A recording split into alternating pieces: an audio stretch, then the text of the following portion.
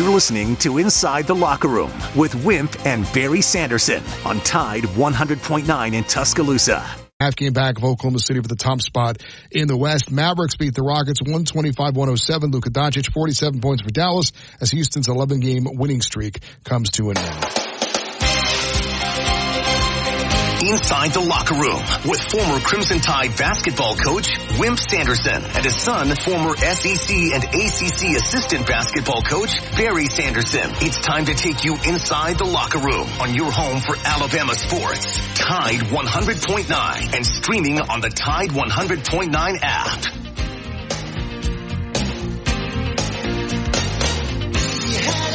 And good morning. Welcome into Monday edition of Inside the Locker Room. 205-342-9904 as always is the phone number if you want to get in on the show this morning. Talk Final Four. It finally happened. I've been following this program really ever since I was born and been to a lot of the Sweet 16s. Only to either fly home. One of the games was in Atlanta. I can't remember. I think it was maybe South Alabama. Drive home, distraught after losing in the Sweet 16. Obviously, Mark Godfrey and his staff took Alabama to the Elite Eight. I believe it was 20 years ago. But the breakthrough has finally happened, Alabama. And this probably was not expected. Sometimes maybe that is what makes it a little bit, I don't want to say easier because nothing's easy, but when you have all the expectations on you like last year's team, the pressure's kind of on you where I think this team, quite honestly, Justin, could play loose. And they did. And when they hit threes and you got a guy like Mark Sears, anything can happen. So congratulations, to Nate Oates and the Crimson Tide and Greg Byrne and everybody over in the athletic department. What a year, to get to the Final Four in football.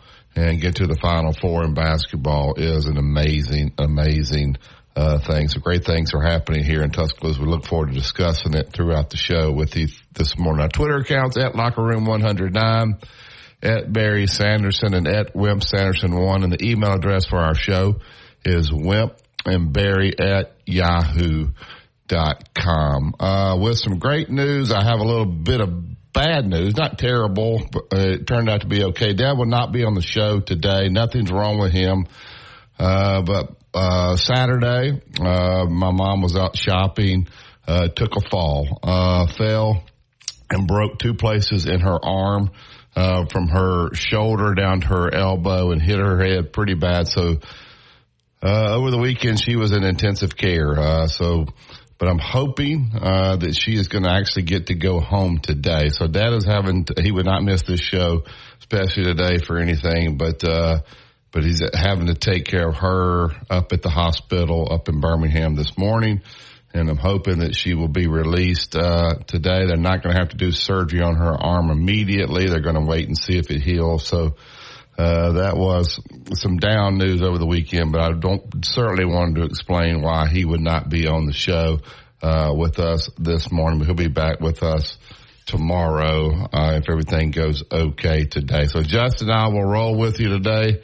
So that is what it is. But your prayers for her would be greatly appreciated because she watches all these games, and I don't think she even felt up to watching the games on Saturday night. I was up there with her a lot Saturday afternoon, and so she's followed this program as well for a very, very long time. So with that being said, we'll open up the phone lines 205-342-9904. We'd love to have your calls. Justin, when you shoot threes like Alabama and you get hot, and they did not play well the first half against Clemson, and then you look up and they're up 3 points. You're like, man, we didn't even shoot the ball. I don't think Mark Sears, maybe he hit 1-3 maybe in the first half, but they were not shooting the ball well. But you felt like, man, we're not shooting the ball that well, and we're still up. I think it was 35-32. In the second half, they shoot the ball much better, score 54 points in the second half.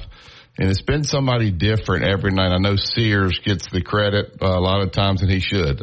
Sears, other than Zach Edey, may be the best player in this tournament and having the best tournament. And Sears comes back in the second half, and he ends up going 7 of 14 from three. But what can you say about Stevenson, who comes off the bench, makes 6 threes? 6 threes. Is it 6? Yeah, 5. 5 for 8. I'm sorry, 5 for 8. 7 of 11 from the floor. And not just Sears, not just Stevenson, but you also remember when the Tide went out west, Nick Pringle was not even on the plane. And his rebounding, especially in the first half, he was missing a lot of little putbacks off the boards. But this guy rebounded, ends up with a double-double, 16 points and 11 rebounds. So it's the guys that you don't really expect. You don't expect Nick Pringle to get a double-double. You don't expect Stevenson to get 19 points in an Elite 8 game. But congratulations to those guys, man. Those guys have stepped up and played incredible in this NCAA tournament. It's been somebody different each and every game. With Reitzel out, somebody had to pick up the slack. Estrada was very good, but had kind of an off night. He was 3 of 13.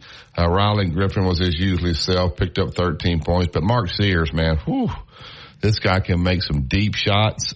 He's not scared of the moment. He seems to be having fun.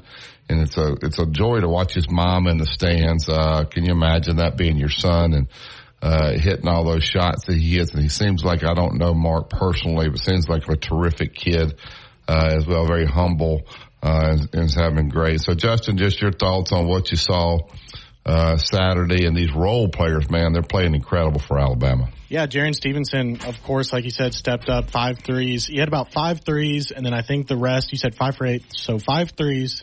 And then 3 air balls. Yeah, he did. Because when he missed them, he missed them bad. But I think it was incredible. And like you said, in the first half, Alabama didn't play too well. But that was also helped by the fact that Clemson didn't play too well. I don't think they hit maybe 1 3 in the first half.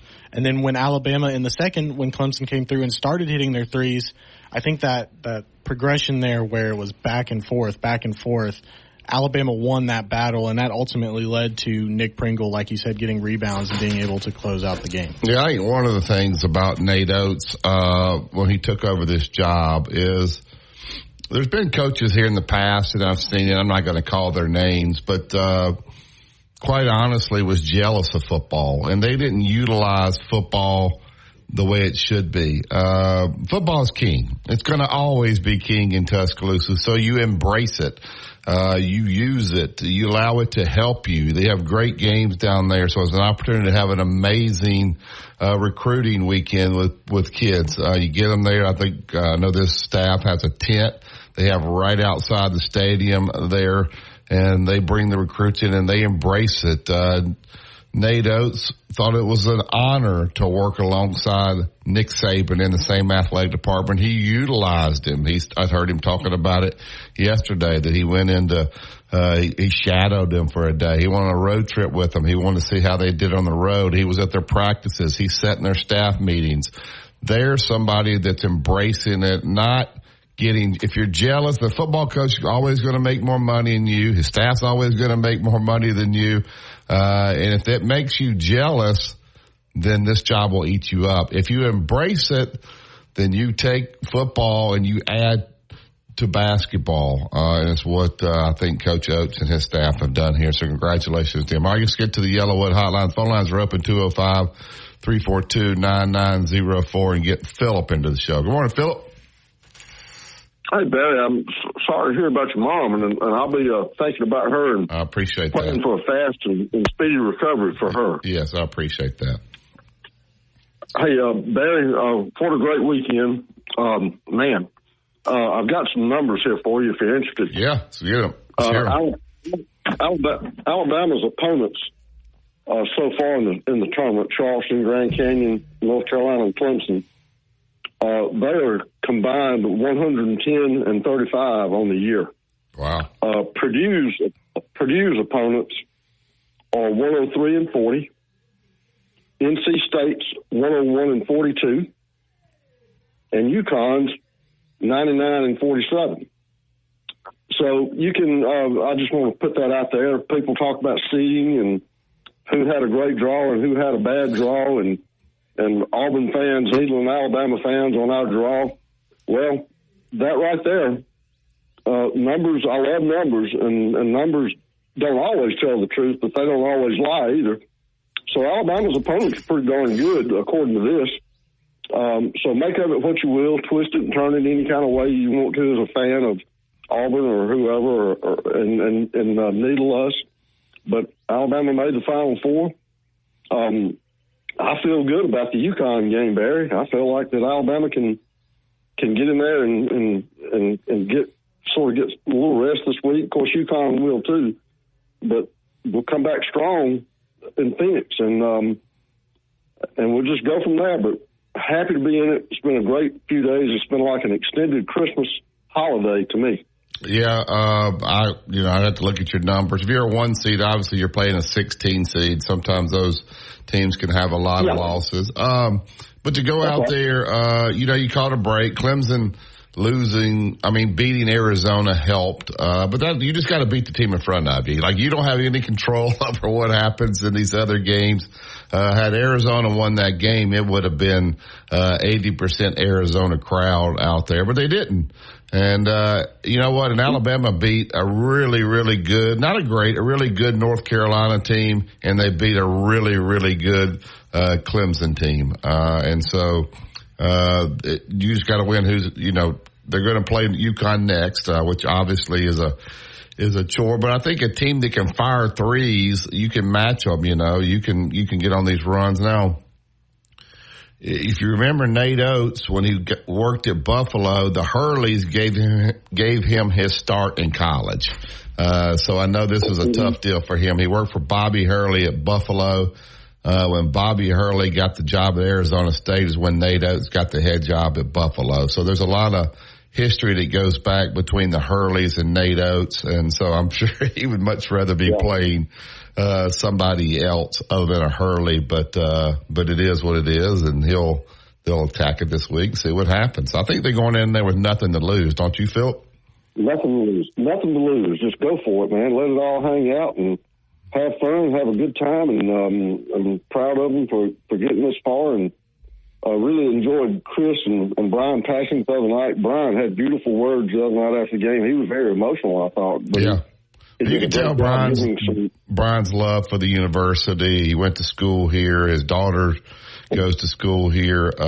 He's been calling games for a long time, and he knows how good this program's been. And I texted with Nate yesterday, and I said, the thing I like about you guys making it is Alabama is about to get the Alabama basketball is about to get the national recognition it really deserves, even though this is the first Final Four it's made, because this has been a really good program over the years. Yeah.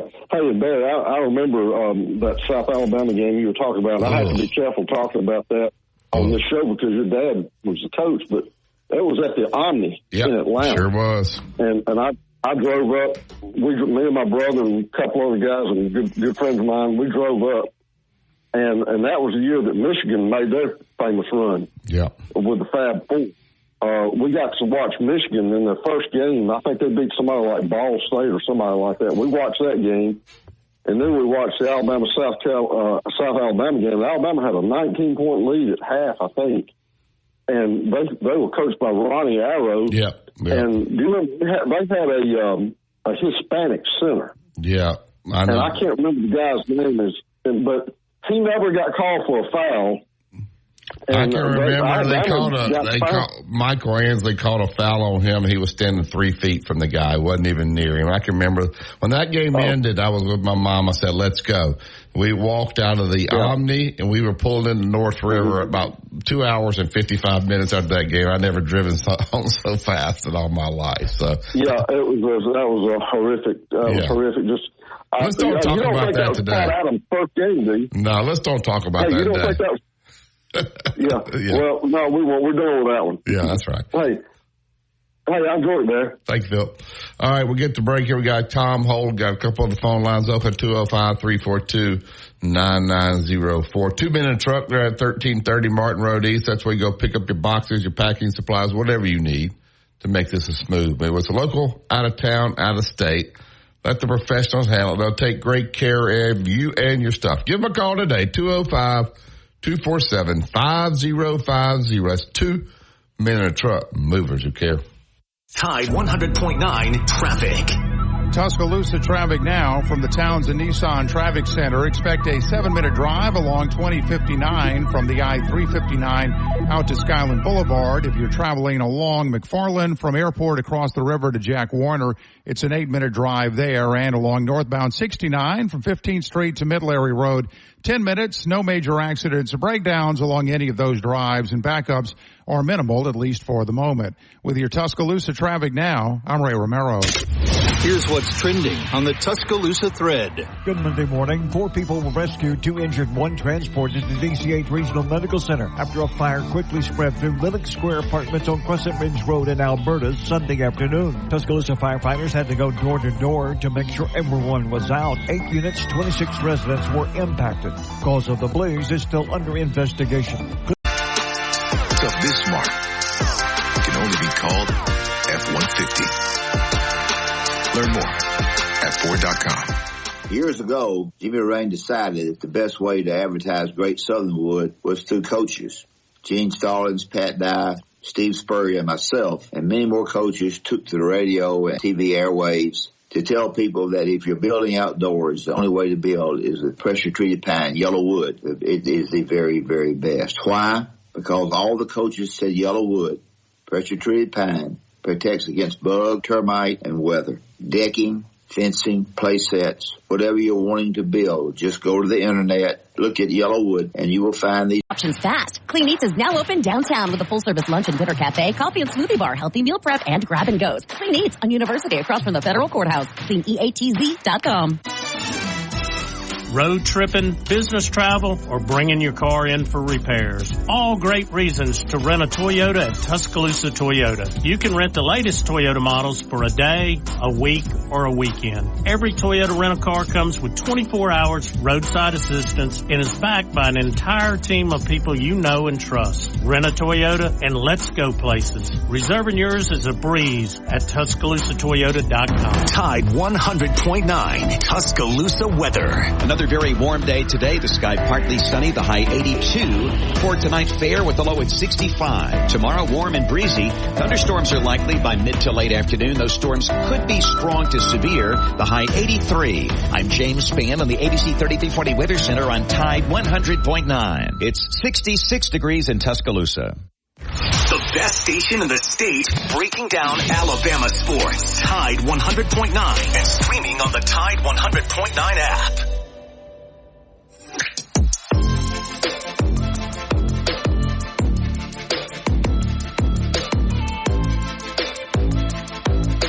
Welcome back to Inside the Locker Room. One thing, Yellowwood pressure-treated pine from Great Southern. You're going to build the 5-star backyard. There's only one choice. That's Yellowwood. Go to Yellowwood.com to find the dealer that is closest to you. All right, get to the Yellowwood hotline. Get Tom in. Good morning, Tom. Good morning, Barry. My prayers out for your mother and your dad. I am so sorry. Yeah, it's a bad thing. I got a call. I was at a baseball game and on Saturday. And got a call that she had fallen and, she get a little bit older and, lose their balance sometimes and hit her face and broke 2 places in her arm. She's fallen a lot, but never broken anything. So this one. Oh, my Lord. I am so sorry, Barry. Yeah. So I appreciate it, Tom. Thank you very much. Yeah. Barry, a lot of things went across my mind, this weekend and, making the Final Four is huge. I'm not going to deny that. You know it. I know it. And I'm happy about it. But the thing about it is that this team has been so hard for somebody like me to figure out all season long. I just couldn't see this happening. But the style of play, to me, that's an interesting, fascinating subject with Oates. And it kind of, he was asked about it in his press conference. Did you see his answer, and what did you think about it? I did not see his answer. Tell me what he said. I know he's talked about, I think last year he was criticized for his style of play when they lost against San Diego State. What did he say about it? Well, he was criticized last year, and I was critical. I didn't think it was a winning situation with that style. And but the question was asked about shooting so many threes. Now, look, I'm going to paraphrase the question. Sure. Okay, you shoot a lot of threes, you play fast, all the cliche type things that's associated with the way he does things, right? Yeah. And he says, he said it's a great question, and he said, yes, there's conflicting styles in the tournament, but he said, the NBA wins a lot of games playing exactly this same way. What's your thought on that? The NBA wins by playing Nate Oates' style? Right. It's obviously a quicker clock in the NBA. I just don't think the NBA and the college are the same game. Do you? I just don't think they're the same game. No, I don't. But I think style, can you associate the same style of his with what they're doing in the NBA? Yeah, I think it seems like to me it's a lot more low post stuff in the NBA. Well, it used to be, but you think about the centers now in the NBA, they're all playing out on the floor, kind of like his guys do, and they don't turn down open shots, which Alabama doesn't. They don't care if there's 25 seconds on the shot clock, if there's anybody back to cover the board. If you're open, they let it go, and they let them all shoot it just about. Nick Pringle obviously doesn't shoot threes, but even in the NBA now, these post guys, like they're talking about Zach Edey possibly being a second-round pick because guys like that can't play on the floor. I can't imagine after this NCAA tournament he wouldn't be a first-round pick. But anyway, go ahead. No, I was more interested in the style versus style, Well, I've said that I thought the NCAA tournament, it turns into more of a half-court game, and you got to have some low-post scoring, so I feared that how far Alabama could go just by you having that one-off shooting night, that it gets difficult. But they've proven now that, hey, North Carolina and Clemson are both I thought teams. Clemson did it more than North Carolina. Yeah, their teams tried to get them in a half court. Yeah, they want to get in a half court game. They want to pound you inside, and they tried that game. But when you shoot it like they did, and Clemson tried to go zone, and Alabama they ran a little play where they overloaded the side, popped Mark Sears to the corner, hit a three. The next trip down, they went with me, threw it right inside for a layup. So at that point, you don't know what to do defensively against them when they're. I think so, and I've noticed the coach for Clemson, who, by the way, I think is a pretty decent coach. Really good. Yeah, I agree with that. And till y'all started talking about him, I started paying attention to him, and I too agree with what y'all were saying. He's a really good basketball coach, and. But, the thing about it is Alabama looked to me, Barry, when they would run, they were kind of selective. It wasn't like they come out of the dressing room and said, okay, we're Wild Indians, let's go to running. So they were kind of selective with their running, more intelligent choices in running. Am I wrong here? No, I think they do, and I think they take good threes. Like they shoot a lot of threes, but do you ever see them shooting threes with guys all over them? No, they're open. They're shooting open threes. And Stevenson got in that corner, and Sears was driving, and they helped. Clemson helps a lot, and he got up in the air, which you teach your players not to get up in the air to pass the ball, but he knew where his teammate was going to be, and he would just throw the ball down to the corner. And give this kid credit. He hadn't shot the ball like this all year. In the biggest game of the year, he jumped up and made 5 of them. Yeah.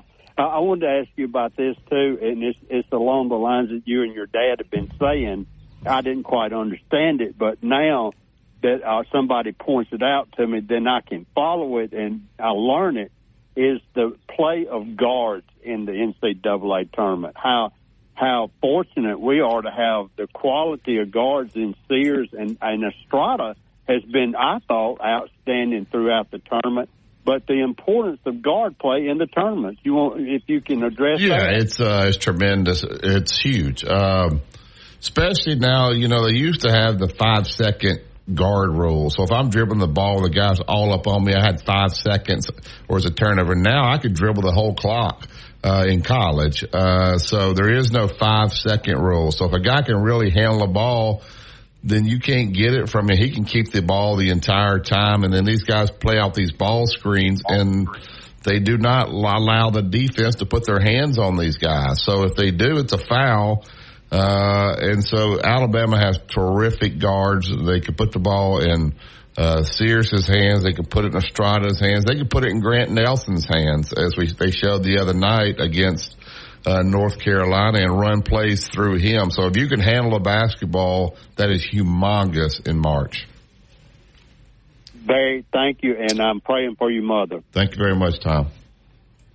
All right, back to the, I hate to cut him short. We got about 2 minutes, Cowboy. We got to get to Kevin Gray. You can call back, but good morning. How are you?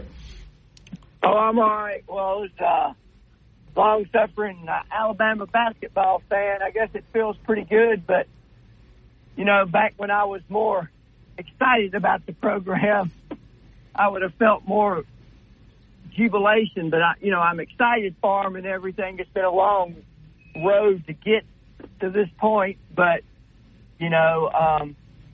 it's an excellent accomplishment. And how do you guys feel, since you guys were part of a lot of the suffering, you and your dad? And then maybe Saturday I ran across Good Luck. I found your dad's last schedule in a drawer I was cleaning out of his house. I just moved, a new house I moved into, the 92 season, Darby Rich. Yeah. And, some others on there. Where's Darby now? I saw him in Dallas at one point. Darby is he's the strength coach at Memphis. He was at Texas Tech, and now he's back at Memphis. He's at Memphis now. I got you, but it's great. I guess I don't have the elation I thought I would, but it's awesome. But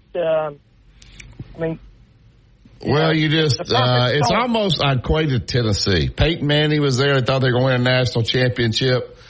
They never did with Peyton Manning. He leaves. There's no expectation to win one. And what happened? They win one with T. Martin, and last year's team going to the tournament, the number 1 overall seed, the situation that happened, unfortunate situation happened down on the strip there. There's a lot of negative media attention on this team, the pressure of being in there. I think the pressure was too much where this team got in, got a good draw early, and there was no pressure on them. Hey, just go play. Nobody expects us to do anything. I think sometimes you play better like that, don't you, Cowboy? Yeah, I believe you're right. I thought, they were playing with house money. And I told people this team would probably do better this year, even though they wouldn't win the league. I think I told your show that in the tournament than people would think. Yeah. Yeah, and obviously Tennessee wins the regular season. Auburn wins the tournament. Alabama's going to the Final Four. So, who'd have thunk it? I hope your mom and dad are doing okay. But, I was, people might shoot me for saying this, but I was pulling for Tennessee yesterday. Coach Barnes, they did everything they could, but Zach Edey was just a man among boys. Yeah, and I hear all the people complaining they're wrong. I watched him specifically in that lane. He gets in and he gets out and he gets back in. He knows how to do it. People say he's standing there 10. He's not. You watch it. He's in the lane. He gets out. He gets back in the lane. He's just very difficult to defend. Thank you, Cowboy. All right, thank you, Barry. All right, Prince Glover and Hayes, PrinceLaw.net is the website. Exceptional personal injury attorneys. These guys will do a great job for you. They'll take your call.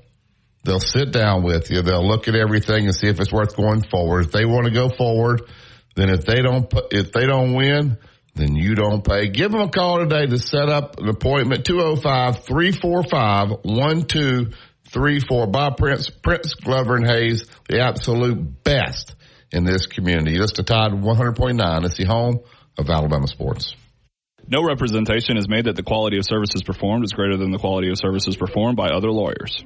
The Alabama Securities Commission protects you from financial fraud. Anyone asking you for investment money must be licensed. You're careful with your money. Fraudsters aren't. Before you invest, call our hotline at 1-800-222-1253 to verify the licensing of the person making an offer and the product. Don't lose problems you got with a damp crawl space or a crack in your foundation. They even do pest control and lawn care. Full service Alabama Professional Services at alabamaprofessional.com. My caretaker was very rough with me. I thought they did it because I wasn't moving fast enough. Elder abuse is a crime, and together we can stop it.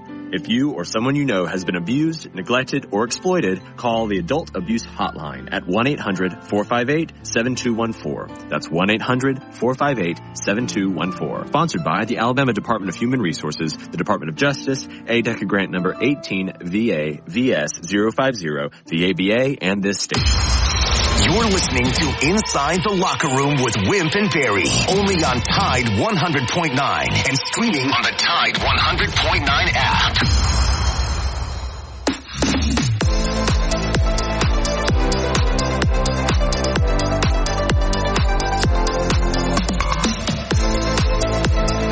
So welcome back to Inside the Locker Room. I want to thank Pressure Treated Pine from Great Southern. Going to build the fence, the deck, the pergola, and you want to build it to last. Only one choice. That's Yellowwood. Go to yellowwood.com to find the dealer that is closest to you. You go back to the history of Alabama basketball.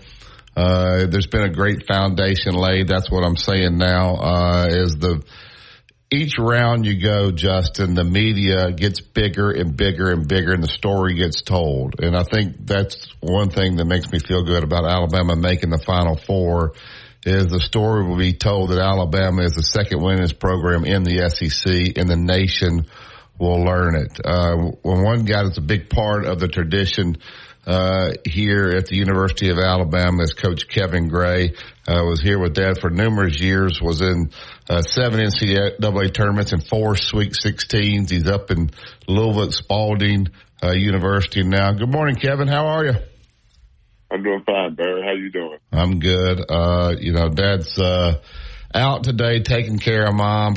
My poor Mom, can you imagine having to go home and him being your nurse, Kevin? That's not going to be good, is it? No, you know how he's going to do, so he's fine. When his family take care of first, he'll get it done. Yeah, he'll get it done. Well, just talk a little bit about what you saw with Alabama. We'll talk about the 80s. I know you've talked to Ori, and you guys had some teams here. You were a phenomenal coach and recruiter here that had teams, honestly, that were worthy of making the Final Four. You're going to have a little luck there, but they finally break through. Just talk about what you saw on Saturday when Alabama knocked off Clemson to make it to Phoenix. Well, when I watched them, and I did, I keep up with Alabama all the time. It's one of my favorite teams, and I think this year, in particular in the tournament, the thing that I thought they really did different than in the last couple of years was I really thought they played really good defense. I thought defensively they were really tough. They guarded you. They didn't give you anything easy, and particularly in the tournament. And I thought that was the thing that kind of pushed them through. They made it tough on everybody. Yeah. And then when you throw in their ability to shoot the ball, it gave them an advantage.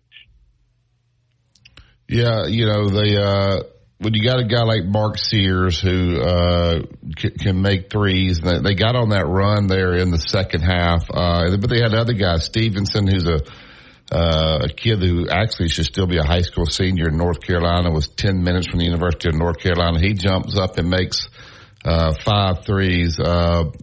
Pringle, who had an up and down year, been in and out of the lineup, suspended, didn't even take the plane with him out there, had to get his own way out there. But he was a monster on the boards in this game. Just talk about sometimes the role players, they step up in big games like this. Well, that's what you got to have. I mean, you got to have guys that you didn't expect to do as much. Not that they don't contribute in overall, but you got to have guys that you don't think, or nobody thinks is going to do big things in these situations. They have to step up and do it. That's the difference. Because your key guys are going to be keyed on. Sure. So they're going to have somewhat difficult time. Not that they can't get things done, but you got to have those guys like the Pringles and those guys to step up, make baskets, get a big rebounds, get a good, big block, things of that nature they have to do in order for you to have a chance to break through. I mean, that was a great run that they're all. I mean, they're not done. I mean, they are a very formidable opponent. I mean, they're versatile. They can score in many ways. And again, I go back to defensively, they're really playing good defense.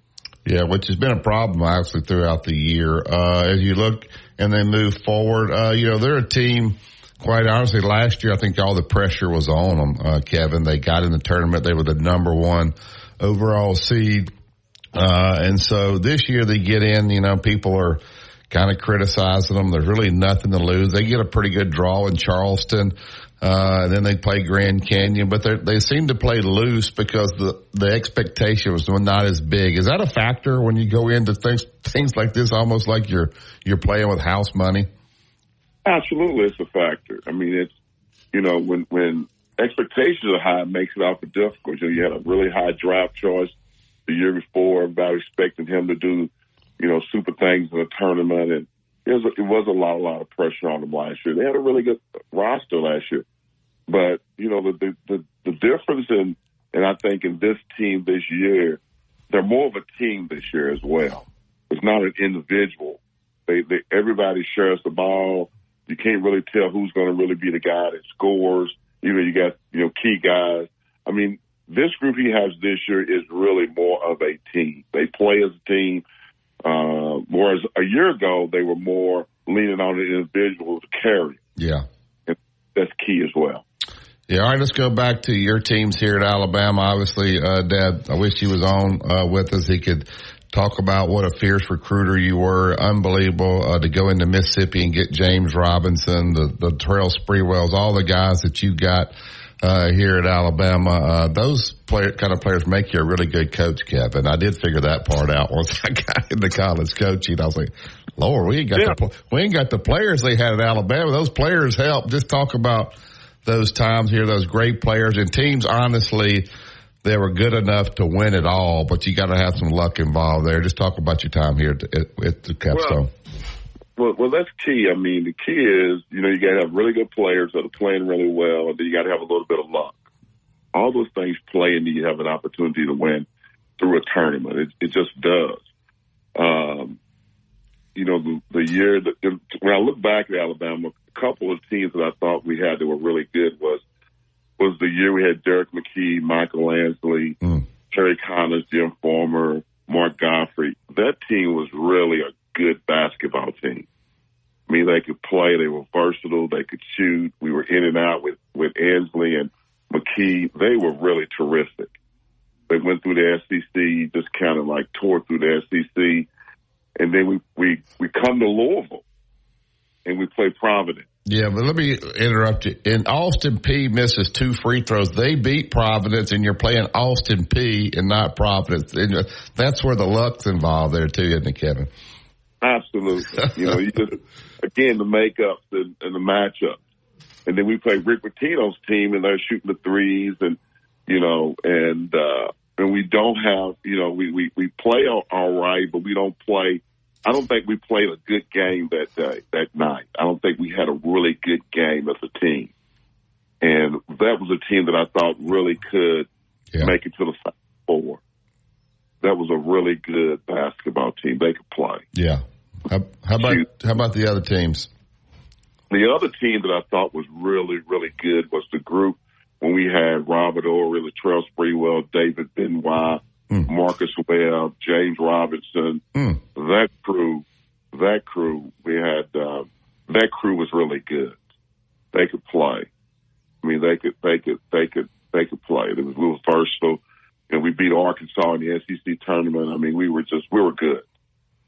Athletic, fast, could score in a number of different ways. And that group, I thought, really had a chance to move through it. And I think they made it to the Sweet 16, and then we ended up getting beat in the Sweet 16. So those are the 2 teams, as I look at, to me, were the 2 teams that I really felt like were Final Four caliber teams. We have some other good teams for sure, but those 2 teams to me stick out more than any as far as really teams that are really good. And you can go back to when we had Bobby Lee, Buck Johnson. That crew was really good as well. That was a really good team too. Yeah, man, you're just reeling off some. You give me chill bumps talking about all these guys. Those guys were amazing, amazing players. Yeah, the piece of it is as a recruiter, the thing that I always tried to do is recruit a pro in every class. you don't want too many of them because they get disgruntled. Yeah. But you get one in every class, then they know that they have a chance to do special things. And we tried to do that, and we were able to do that. And we just had some good rosters. We just did. We had talent now. I mean, we were, you know, like you say, we won a bunch of games. I mean, we were good. Yeah. Really good. And the thing about it is that he ain't on the call now, but Coach Sanderson did. And people don't understand how good a coach he was. I learned a lot. I was 28 years old, 27 years old when I came to Tuscaloosa. I learned a lot from Coach. I learned how to recruit, what was expected. I just learned so much, and from a coaching standpoint, he would make the thing that I like about Coach more than anything. He held your key players accountable for what they were supposed to do, and he didn't care. He wanted them to be the best they could be. So that's why during those years we had so many guys go to the league. Yeah. You count the pros. I remember one story. Robert Horry, a smart kid, but also hard-headed about certain things. I remember I was at Texas A&M and Dad had kicked him off the team, and I called back. I said, Robert, now look, you're going to be a pro. Crawl back in. I know you're not going to believe anything, but crawl back into his office, and this is what you tell him, and ask him to let you back on the team. He doesn't want to get rid of you. I remember he threw him out of a practice. He told him to get out of there. And so Robert is walking off the court, and Robert drops his shoes in the trash can as he's walking off, and he goes over to you and says, Kevin, don't you let him leave this. Don't you let him leave that locker room. So he wanted to be tough in front of everybody out there, but then he came to you and said, oh my gosh, what have I done here? Don't you let Robert leave that locker room. But that was the balance right there. He would never let anybody see the side that he actually wouldn't kick him off, but then he relied on you guys to go back and clean it up. Just talk about that. But that's the part of it. I mean, that was as an assistant, those were your responsibilities, but, he held him accountable. I mean, he did. I mean, he did. If you weren't working hard, I remember him and Buck used to get into it sometimes, but he didn't care. I mean, but again, Buck was a pro, played years in the NBA, you just go down the list. And part of the reason was he held them to a high expectation. And because of that, they were good players. They played hard for long periods of time. They were tough because he was tough. And he was tough on them. And to me, that's what you have to be. You got to hold them accountable, make them do what they're supposed to do. And if you do that, you're going to have good players. But more than that, they aren't going to get out of it what they really want, even though at the time they don't understand it. Absolutely. And do you think, Kevin, we're talking with Coach Kevin Gray, can you coach guys like that now, where they hit the portal, or do you set the expectation early and they know? How do you do that now, or are times different? Barry, I'm not in it now like that. Yeah. But looking at it from where I see it, the portal is a monster. Terrible. The portal is a monster because what it's done is, the reality of it is giving the kids all the power, whether they understand it or not. If the kid don't want to stay somewhere he don't like it, the coach says something to him he don't like, whatever it is, the kid can now get in the portal and leave. And the thing about it is, there's some good players that jump in the portal because of that. I mean, they just jump I'm just talking about just for the sake of jumping. Yeah. So the portal has created a situation where has made it tough on coaches to coach kids in a way I think they really need to be coached, but I think the coaches are doing the best it seems like that they can do. And I think what you have to do in this scenario is it's very important now that you recruit kids that have a certain kind of mindset. You just can't bring anybody in.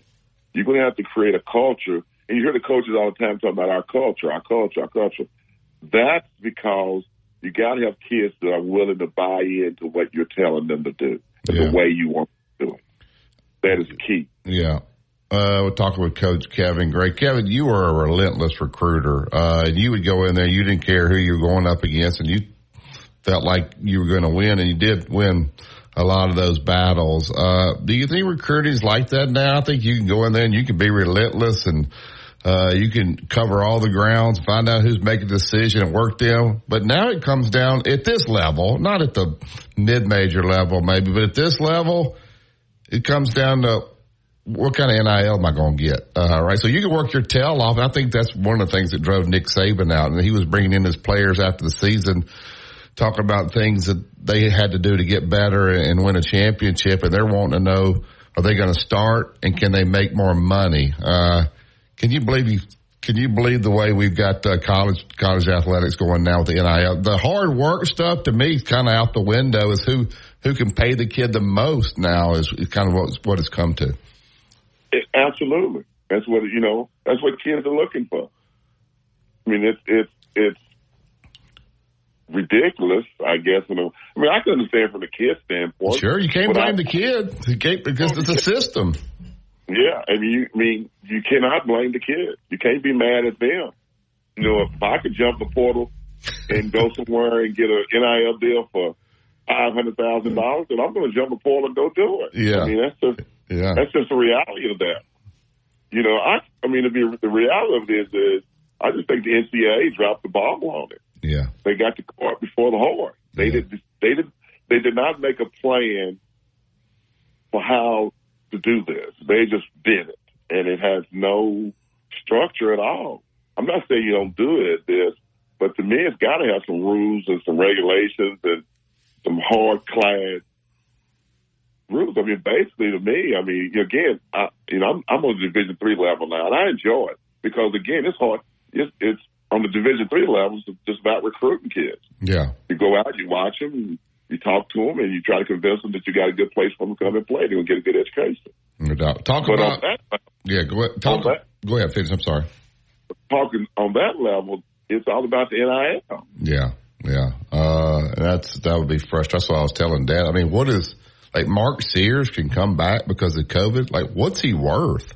Like, if he put himself in the portal, all he's got to do is get a representative and say, like, don't even call if you don't have $1 million. I mean, this guy can get $1 million, right, Kevin? Absolutely. Ain't no telling what he can get. ain't no telling. And that COVID year, the COVID year, and all these guys coming back 4, 5, and 6 years, to me, is crazy as well. Yeah. I mean, that's ridiculous. Talk about what you're doing now, Kevin. You're at Spalding. Talk about your time at Spalding up there in Louisville.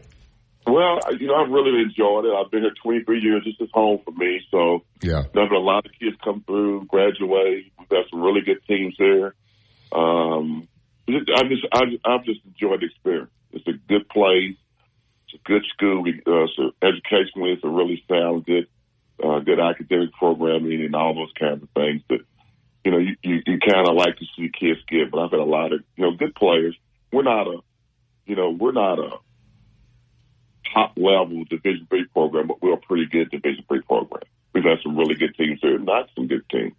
But again, the key to it is finding good players that want to play for you and be at your university.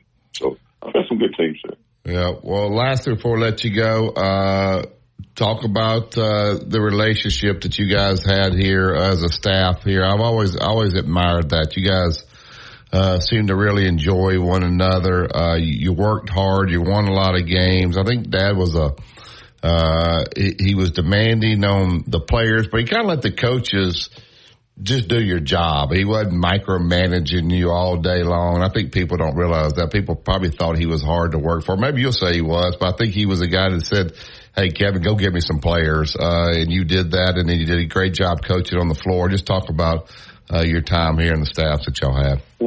You're right, Barry. Everybody knew their role on the staff. So he was good at, identifying, he brought different guys in to do different things, and then he allowed you to do it. From a recruiting standpoint, I tell him, I'll never forget the story. I'll never forget it. Just like it was yesterday. We're going down to Robert's house to visit with Robert. Ori, and we're sitting in his house. And, Coach just told me to go. I just went. David Benoit got out of JUCO, and Latrell Sprewell was a JUCO player. Jane Robinson was in Mississippi. And, I got Michelangelo out of Mississippi, and Jason Cassie. I got him out of Mobile, Alabama. I used to go to Jason's house and sit with his mom. His mom used to make me the best pound cake I ever had in my whole life. So it was that kind of experience. I recruited Keith Askin. Keith, he was out of up around Huntsville.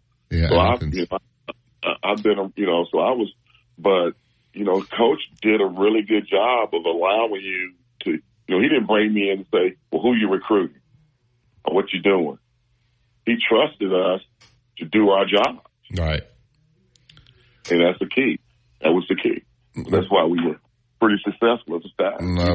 More than pretty successful. Well, Kevin, I always had a lot of admiration for you. I appreciate the relationship. I know we don't talk consistently, but you did a great job when you were here, and I appreciate everything that you've done, and look forward to following you up there in Spalding. Appreciate you being on with us this morning.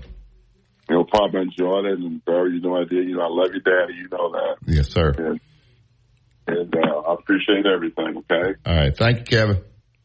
All right, bud. All right. There's Coach Kevin Gray. Did you hear the players he was rattling off? He brought Ori Sprewell, James Robinson. I can remember James Robinson was highly recruited out of Jackson, Mississippi. And I kept thinking, ain't no way we're going to get James Robinson. Everybody in the country wanted him. Well, they got him. You listen to Tide 100.9. It's the home of Alabama sports. Tide 100.9 traffic.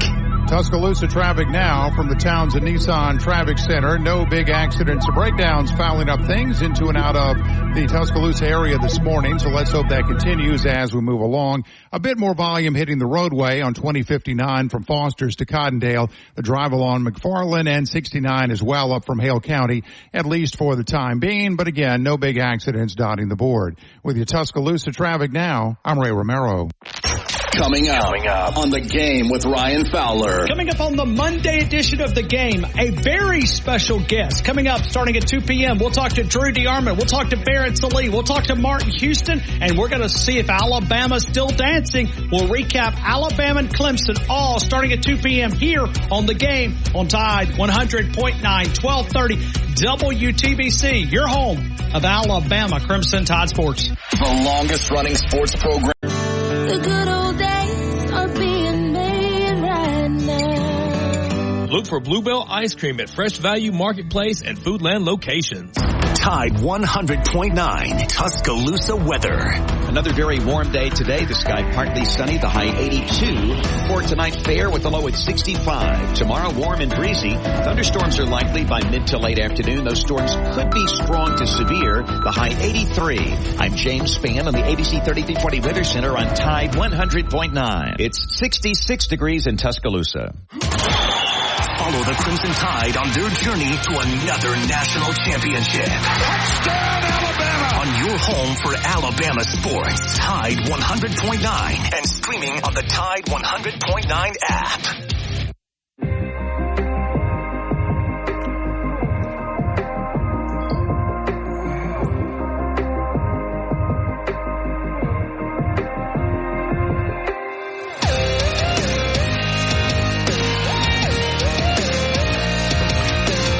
Welcome back to Inside the Locker Room. Yellowwood, pressure-treated pine from Great Southern. If it doesn't have the yellow tag on it, then believe me, you don't want to go to yellowwood.com to find a dealer that is closest to you. We're going to take this top of the hour break. Then we'll get my main man, Joe, in, who's been holding. We'll talk a little Alabama hoops in the Final Four. You listen to Tide 100.9. It's the home of Alabama sports.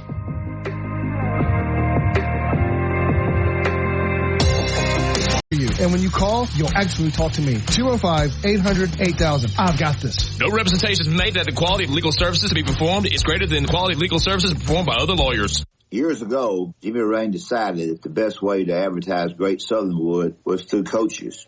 Gene Stallings, Pat Dye, Steve Spurrier, and myself, and many more coaches took to the radio and TV airwaves to tell people that if you're building outdoors, the only way to build is with pressure-treated pine, yellow wood. It is the very, very best. Why? because all the coaches said yellow wood, pressure-treated pine, protects against bug, termite, and weather. Decking, fencing, play sets, whatever you're wanting to build, just go to the internet, look at yellow wood, and you will find these coaches advertised a great product. If it doesn't have that yellow tag on it, believe you me, you don't want it. It's yellow wood. Road tripping, business travel, or bringing your car in for repairs. All great reasons to rent a Toyota at Tuscaloosa Toyota. You can rent the latest Toyota models for a day, a week, or a weekend. Every Toyota rental car comes with 24 hours roadside assistance and is backed by an entire team of people you know and trust. Rent a Toyota and let's go places. Reserving yours is a breeze at TuscaloosaToyota.com. WTBC Tuscaloosa and W265CG Tuscaloosa, a Town Square media station. Tide 100.9 and streaming on the Tide 100.9 app. It's the Tide 100.9 30K Workday Payday. Woo! Win cash every weekday 8 to 5. Here's this hour's cash code. 391. Again, that's 391. The code is 391. Enter that code now on the Tide 100.9 app. Click on the 30K Payday button and enter the code for a chance to win $30,000. From the Fox Sports Studios in Los Angeles, here's Eddie Garcia. In the NCAA men's basketball tournament, Midwest Regional Finals saw top seed Purdue beat the 2-seed Tennessee 71-66. Boilermaker star Zach Edey had 40 points and 16 rebounds, helping Purdue advance to the Final Four for the first time since 1980. South Regional Final, 11-seed NC State still alive, beating the 4-seed Duke 76-64. Wolfpack are going to the Final Four for the first time since they won it all back in 1983, and they are tied for the lowest seeded team ever to reach the Final Four at 11. In NBA games to note, Thunder get by the Knicks in New York, 113-112. Oklahoma City officially clinched a playoff spot with that win. The Nuggets knock off the Cavaliers 130-101. Denver, the defending champs, also clinching a playoff spot while staying a half game back of Oklahoma City in the race for the top spot in the West. Timberwolves lose at home to the Bulls 109-101. Mavericks beat the Rockets 125-107. Houston's 11-game winning streak is snapped. Inside the Locker Room with former Crimson Tide basketball coach Wimp Sanderson and his son, former SEC and ACC assistant basketball coach Barry Sanderson. It's time to take you inside the locker room on your home for Alabama sports. Tide 100.9 and streaming on the Tide 100.9 app.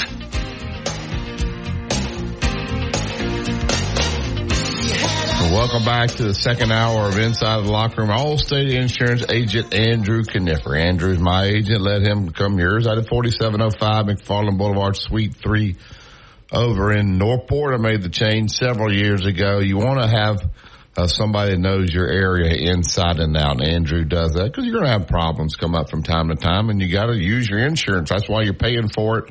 Well, you want to have a guy that does connect to this community, the backing of a great company like Allstate, a national company there. So give him a call today. He'll set you right up. 205-722-9201. All right, get to the Allstate Insurance Hotline and get Joe in. Good morning, Joe.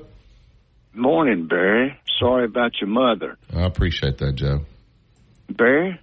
Yes, sir. This is the best crow I have ever eaten in my life. You put a little salt and pepper on it? And man, you don't have to. It's that good. Is it? You can just eat it. It is. And just think, Barry, the first game I said it was in December after Clemson come in here and beat us at home. And then I said it again after the Creighton game. And to this guy, I said, we will never make the Final Four until this guy changes his defensive philosophy. But he showed me, and he showed everybody else. And, you know, and wouldn't it was just so sweet, the Carolina game for Nelson, and then Stevenson just coming through like he did, too. And then, like, you're making the point about Pringle, too. Yeah. Great point. Pringle was terrific in that game Saturday. Great point. Now, I'm going to say this about you. Okay. Who have you been really plugging ever since the Big Ten tournament? looking real good. Really impressed with Illinois. You got it. Did you ever think you would see Connecticut have a 30-3 run? 30-0.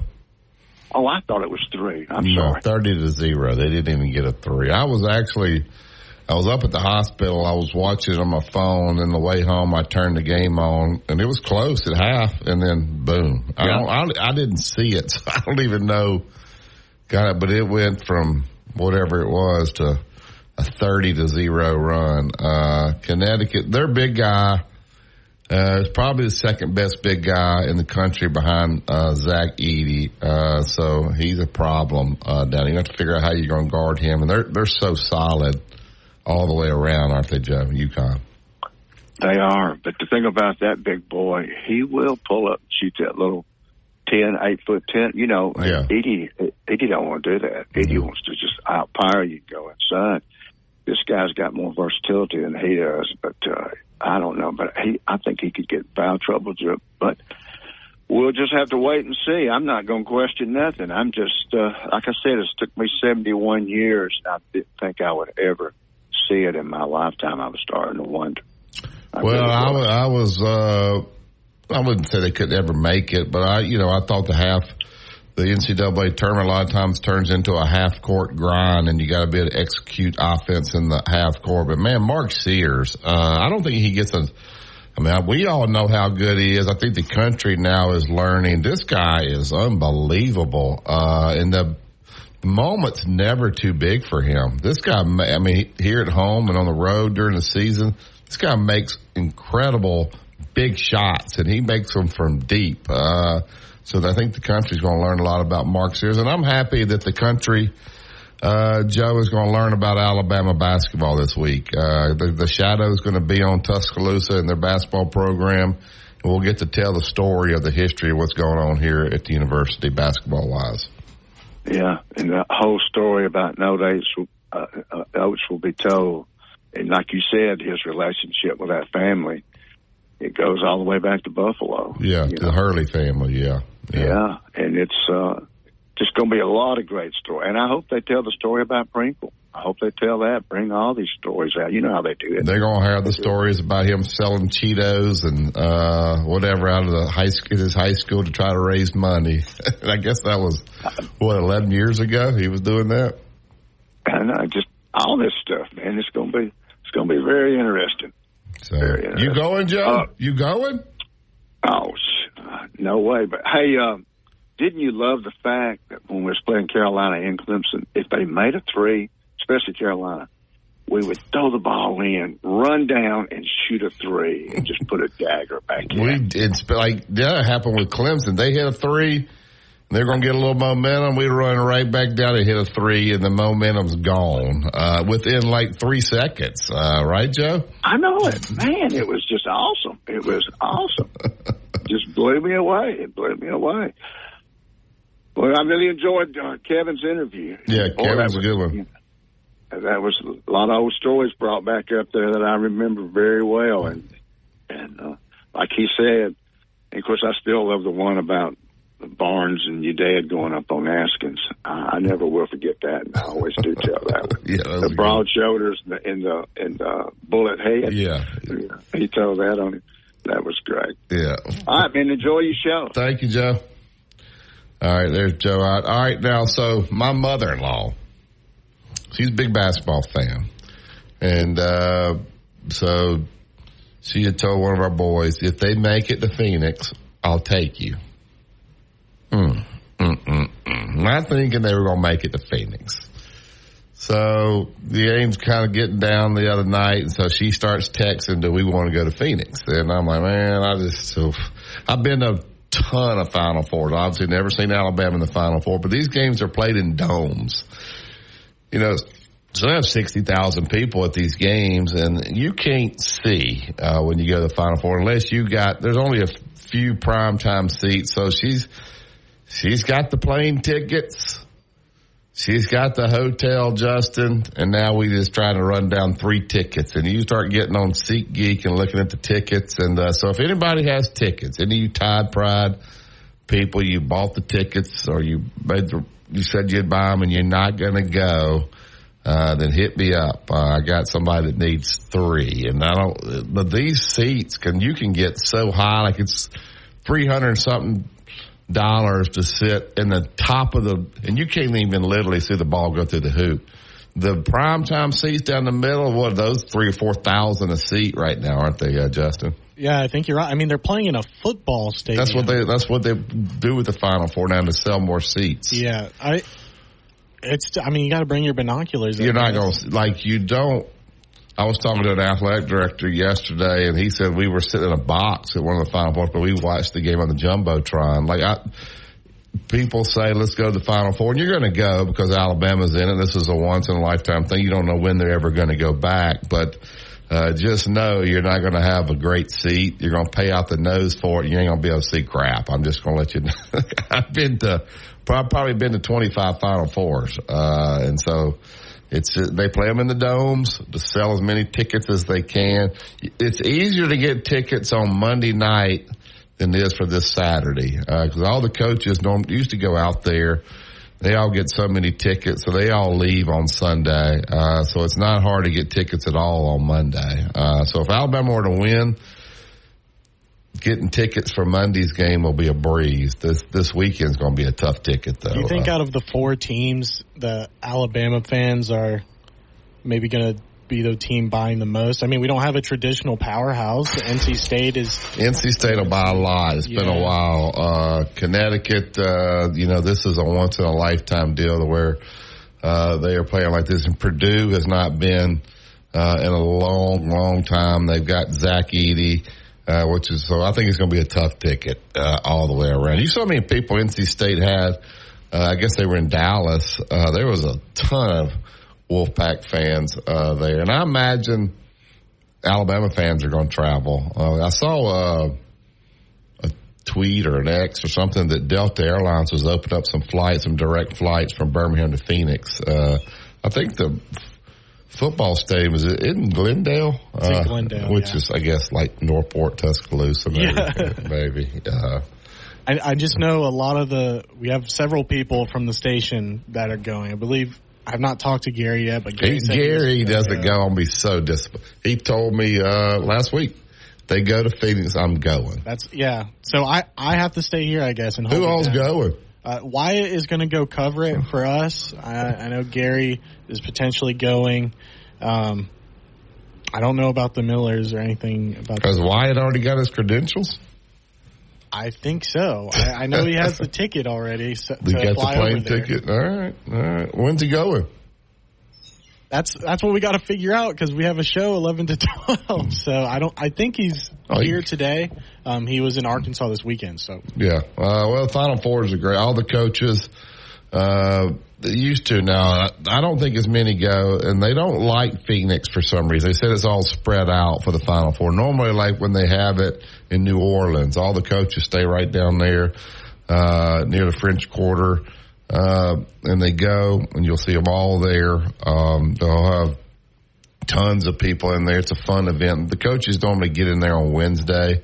They have clinics and stuff on Thursday, Friday. They're just kind of hanging out. It's finally a period where the coaches can just relax, and they'll have banquets for Player of the Year and Coach of the Year and those type of things. And Nike puts on a humongous party there. There's two twin brothers called the Pump Brothers, and they have a big party, and they invite everybody there. So it's a big event there. So if anybody has tickets, I got some people going.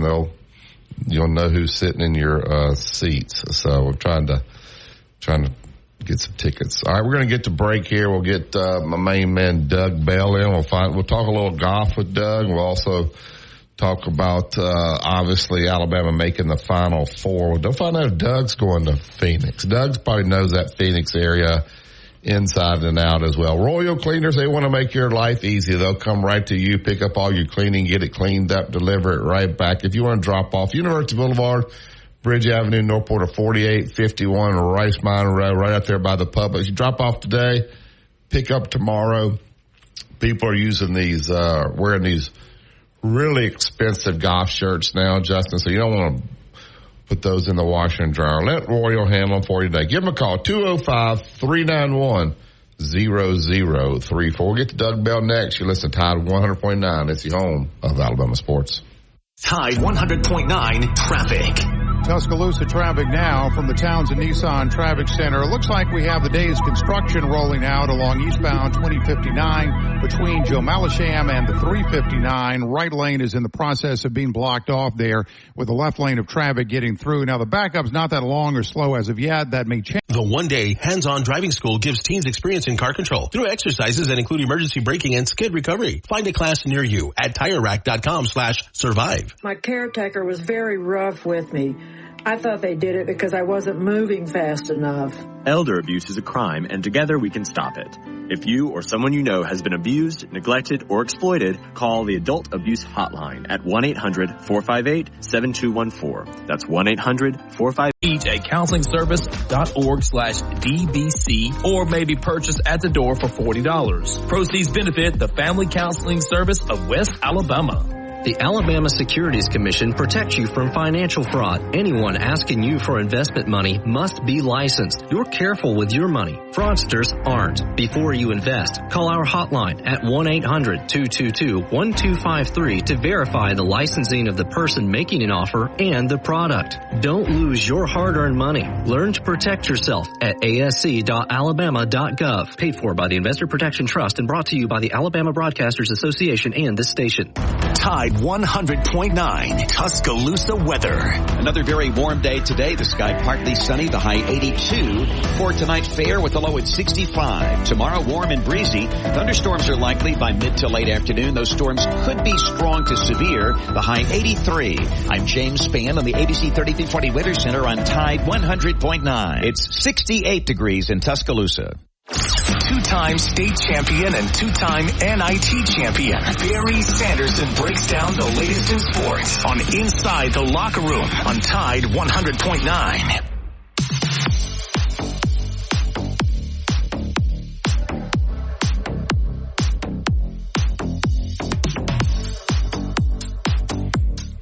Welcome back to Inside the Locker Room. All right, we'll get right to the Yellowwood Hotline. He's with PGA Tour Live, CBS Sports headquarters. He's our handicapper. He picked Alabama to go to the Final Four before it even started. No, he didn't do that.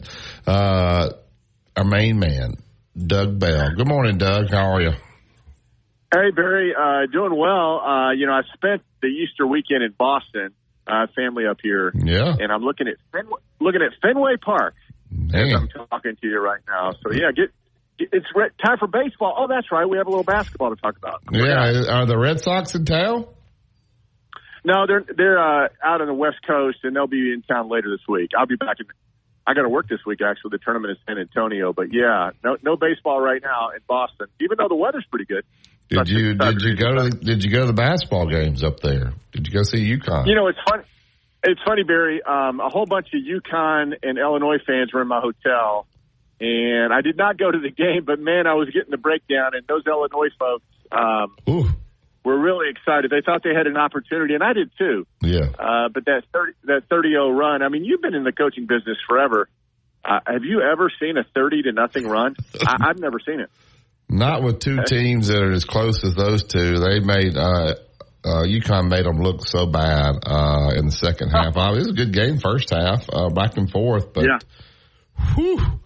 We'll talk a little hoops. Dad's not on with us today. My mom, unfortunately, took a fall over the weekend, and she broke 2 places in her arm, so she's in the hospital. Hopefully going to get out today. I took a little lick on the head, too, as well. So he's going to be her nurse for a little while, so you need to, Doug, get on your hands and knees and pray for her that he's going to be her nurse. That's not going to – we may need to find some help over there, Doug, to send over there. Maybe so. First off, prayers for your mom. She's a beautiful lady. She is. And I've known her forever and ever. But, yeah, she may need a little help. Yeah. Because I'm not sure if Coach is the best nurse in the world. I'm I'm just saying, that's just an observation. Yeah, I mean, when Jim was a baby, you had to, warm the bottles up. So he got up late at night and put the ketchup bottle in there. So that's not a good sign. No, not at all. Yeah. No, best wishes to your mom for quick recovery, for sure. Yeah. Whew. All right. Tell us about the PGA Tour. Nick Dunlap had a pretty good show and made a little money there, but tell us what happened over the weekend with the PGA. Well, I tell you, Barry, I was excited because not only did Alabama, win to go to the Final Four in basketball, but Nick Dunlap, as of Saturday night, was knocking on the door for another victory on the PGA Tour. Now, he didn't play great yesterday. He hit some nice shots on TV there at the end, but he was tied for 11th and won over $200,000. So that's his biggest payday since the victory. And I think what we see with Nick is that golf course in Houston is really built for guys who hit it a long way. And if you notice, I don't know if you were watching today, you probably were watching a lot of basketball, but a lot of second shots were about 175 to 185 yards. That's a long golf course on the PGA Tour. And that fits right into Nick's game. He's a long hitter. He's a young guy. He's 21 years old, but he hits it as long as anybody. And if you were watching some of those, like the par 5 there at the end, the 16th hole, I mean, he cut the corner over the water, hit it up on the green, and had that eagle putt. So good for Nick. Next time we'll see him is at the Masters. This week it's the Valero Texas Open in San Antonio, and then we go to the Masters. And Scotty Scheffler, by the way, missed that 5-footer, or he would have been in a playoff with Steven Yeager, the eventual winner. And there are some people, Barry, who are saying it's a good thing Scheffler missed that putt, because if he had gone on to win for 3 wins in a row, the odds of him winning 4 tournaments in a row, which would be the Masters, would be, a lot of people are saying that would have been impossible. So maybe it's a good thing he missed. I don't know. I always think it's a good thing when you win and you worry about the consequences later. But and it was good. Steven Yeager, by the way, Barry, you probably never heard of him. He's from Germany, but he lives here in the United States, married a young lady from America. They have a family here. This is home, even though he's from Germany. First win on the PGA Tour, won a bunch of times on the Korn Ferry Tour, and once shot a 58. About 5 years ago, shot 58 in the Korn Ferry. So he's a guy who's, he's been knocking on the door. But again, it's the 5th first-time winner on the PGA Tour, and not any of those guys, Nick Dunlap included, are household names. So it's been kind of a trend on the PGA Tour this season. Talk about this. So you are going to San Antonio. Talk a little bit about the Texas Open. Who all plays in that? Obviously, the week before the Masters. What are most of these guys doing this week, Doug? Well, like Justin Thomas, he's not playing. He didn't play last week. He's not playing this week. Justin, by the way, flew to Augusta over the weekend. Tiger flew up on his private plane, and Fred Ridley, the chairman of Augusta National, played a little practice. And Fred Ridley was a former U.S. amateur champion back in the day. He's a good player. He and Justin Thomas and Tiger played a little practice round at Augusta National this past weekend, so that was kind of neat. I mean, the fact that Tiger is going to play next week, we'll see what happens. That's always special. But JT took 2 weeks off, and again, he felt instead of playing in a tournament, he was better served practicing at home. And he hasn't been playing great, so we'll see how that serves him. But as for the tournament, the Valero Texas Open, it's at TPC San Antonio, which is kind of a, it's a golf course where if you miss the fairway, there's a lot of cactus, there's a lot of natural rock there. A lot of players don't like to play it, but a lot of players like to play the week before the Masters or a major regardless, and that's what Rory McIlroy is going to do. He's playing this week and took last week off. He'll play this week.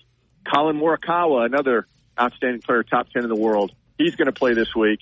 It's not a stacked field, Barry, because, again, JT and Scotty Scheffler and people like that like to just take the week off before they go to Augusta. So that's what we have, kind of an off week, even though you have Rory playing.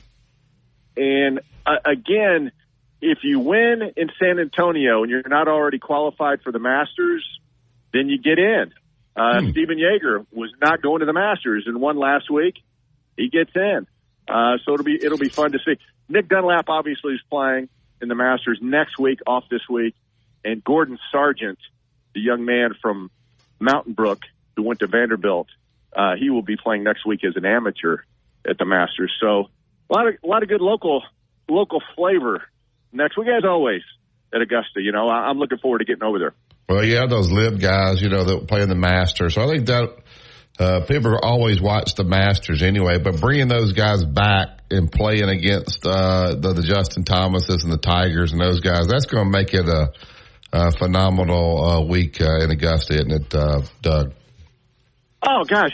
I mean, Barry, we haven't seen John Rahm. Yeah. I mean, he's the defending Masters champion, and he's been on live. So, I mean, on social media, he and his wife released a photo that they're expecting now. She's pregnant with their third child. So, obviously, John's been busy. Not necessarily golfing, but he's been busy. No, but it'll be great to see him. Brooks Koepka, Dustin Johnson. I mean, all these guys. Cam Smith, talented Australian guy. That's the thing, Barry. All these guys went to live, and I kind of miss them because they're superstars in the sport. And now that they've gone to the other tour, and nobody ever watches that tour. It's just kind of an obsolete deal, even though they're making a lot of money. So you're right. It'll be great to see them, and that's what a major championship should be. Yeah. It should be the best players in the world. And again, the Masters, very highest ratings of any golf tournament by a wide margin, and that's been the case for the last 5 decades. I mean, for whatever reason. And there's a lot of reasons. People love watching it at Augusta. It's beautiful. It's green, the azaleas. Everybody knows all the holes, the history, Nicklaus, Palmer. So, yeah, no, it's pretty cool. It'll be good to have all those guys back. You want to make Dad mad? Yeah, well, I can make him mad pretty easy, but tell me. Get me a ticket to the Masters and not him. He would be so mad. I could take a picture of me walking in. Oh my goodness. He may never talk to me again. Yeah. He would. I tell you what, if you got a ticket, Doug, and you know this as well, he wouldn't go. He wouldn't go. You would tell yourself to get a ticket. He said, just don't work this weekend. He wouldn't go. So we all know that. He's going to be happy at home. It's the game of trying to get the ticket that he likes. He really don't want to go. All right. I know. Let's switch to basketball. Alabama, first Final Four ever. We just had Kevin Gray on the first hour, who coached some teams, brought some players in that could have easily made the Final Four. This is kind of ironic. I'm not being critical of this team, but this is not one of your better Alabama basketball teams. But, hey, who cares? They're going. You got to win the games in front of you. They go out and knock off North Carolina. They knock off a good Clemson team. You know, what I like about it is, and I think Coach said this, every round you go, the media gets bigger and bigger and bigger. Yeah. This'll put Alabama basketball on the map nationally, and I think the story will be told about how good Alabama basketball has been, the history of Alabama basketball, even though they've only been to one Elite Eight, a ton of Sweet 16s, but I don't think many people know Alabama's the second winningest program in the SEC, except for people maybe here in the state of Alabama. So the story will be told nationally. That's a great thing for the university, isn't it? Oh my goodness, well said. I mean, everything you said, I echo that. And listen, Barry, and I told you this. Excuse me, and your dad knows it. My father, back in the day, I mean, we're talking late 40s, early 50s, was the first basketball play-by-play guy at the University of Alabama. He also did football, but he convinced the radio station that people wanted to listen to basketball. And they told him, if you can sell it, you go do it. But they were skeptical, but obviously that, from a broadcasting standpoint, that's special to me. And my dad, before he passed away, I mean, every press guide, oh my goodness, in his office, we had Alabama basketball press guides stacked to the ceiling, and he was a big fan. And with that said, yesterday, Easter Sunday, obviously you get all sorts of messages from family and friends, Happy Easter, et cetera. I got so many text messages, Barry, from friends of mine who are long-time Alabama fans. And we're talking guys who've had season tickets for decades. They love your dad. They play cards with your dad still, at the country club. And they were emotional, saying, I never thought in my lifetime I'd see Alabama go to a Final Four. And this is heartfelt stuff, right? So, yeah, I know this is big time for Alabama. 18 football national championships and now the first ever Final Four. And in this day and age, the publicity they're going to get is amazing. And listen, I'm not on the bandwagon that they cannot beat UConn. And I know the majority of people are, especially after what UConn has done. But, Barry, you know better than anybody, 18 to 21-year-olds are unpredictable. Yeah, and you can't say in college basketball, no. It's not a 7-game exactly. series. It's not a 7-game. Yeah. Absolutely. And so Alabama. And listen, your dad brought up the point last week, and he was right on when he talked about, he thought they were going to beat North Carolina because, when you put 4 3-point shooters out there and run the offense that they run, you can do it. And I think the same thing holds true against UConn. Listen, those big guys in the middle for UConn are great, and Danny Hurley rotates them in and out. They're physical.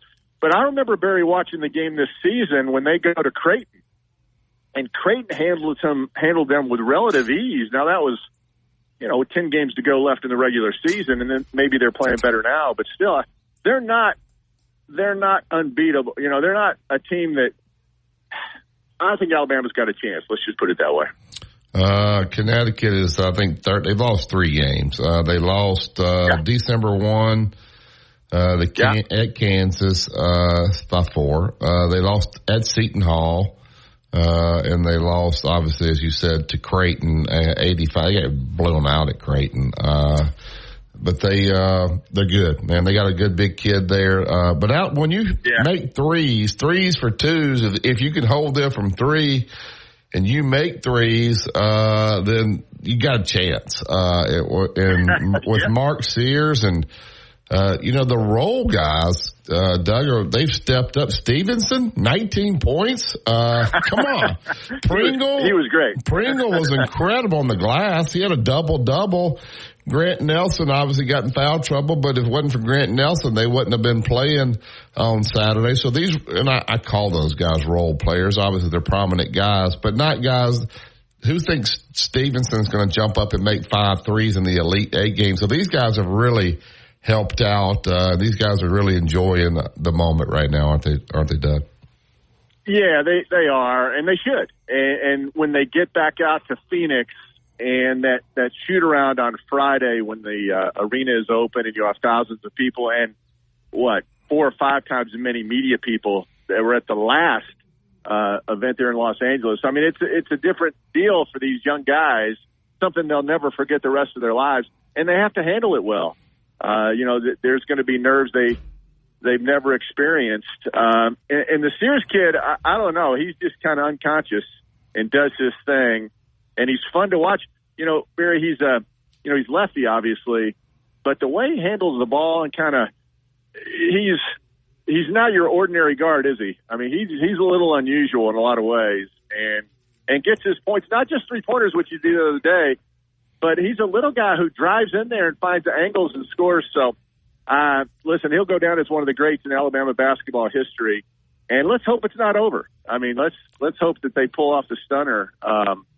I think most people feel, though, it's going to be a UConn-Purdue final. But we'll see. NC State's another great story. And the other story, Barry, listen, you coach high school hoops for a long time.